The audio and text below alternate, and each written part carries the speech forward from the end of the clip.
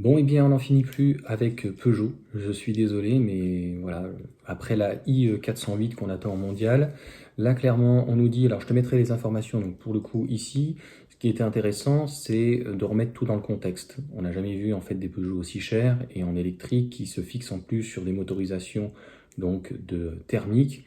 Et on comprend, moi je comprends toujours pas, notamment par exemple pour la 208, pourquoi il y a toujours deux batteries, une petite, une plus grande, pourquoi en fait il y a deux moteurs, enfin c'est strictement n'importe quoi. Ça veut dire que pour l'usine c'est compliqué, et donc au niveau de la chaîne de montage c'est plus compliqué.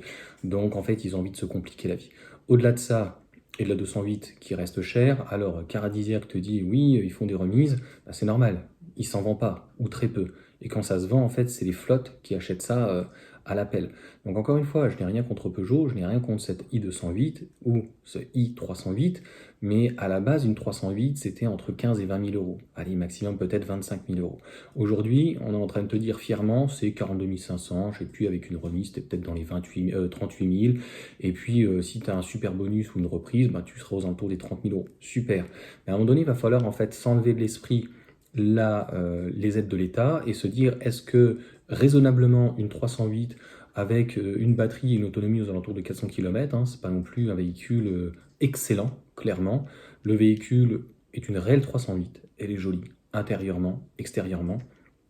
Il y a un beau coffre, c'est un véhicule qui est très agréable, un très bon châssis.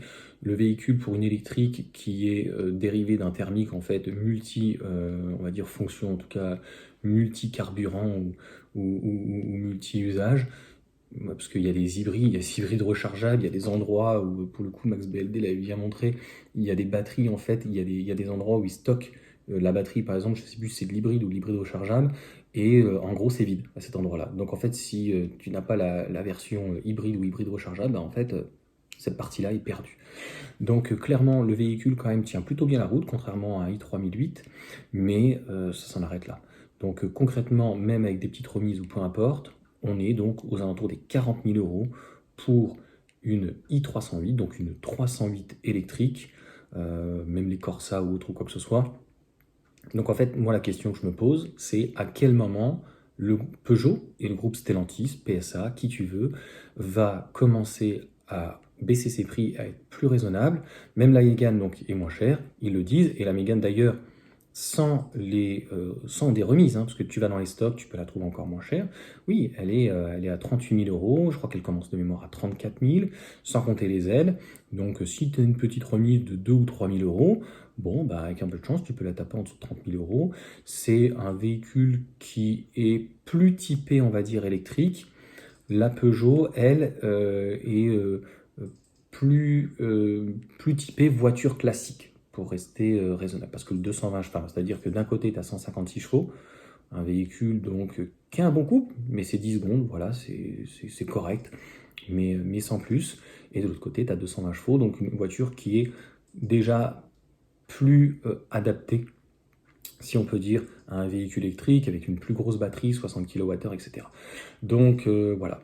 Quand est-ce qu'en fait Peugeot, là on parle de Peugeot en l'occurrence, i208, i308, va réajuster? Je pense que pas. Donc il va falloir attendre le changement de la gamme, notamment la i208, ça sera aux alentours des 2-3 ans maximum, et un peu plus je crois pour la 308, avec, on l'espère cette fois-ci, normalement, donc les nouvelles plateformes.